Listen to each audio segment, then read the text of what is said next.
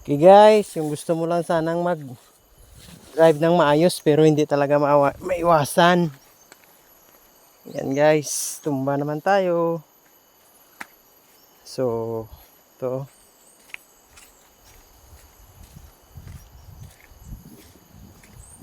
So yan oh. Doon sa pinaka dulo, syempre diyan ka magbigay ng acceleration sa motor.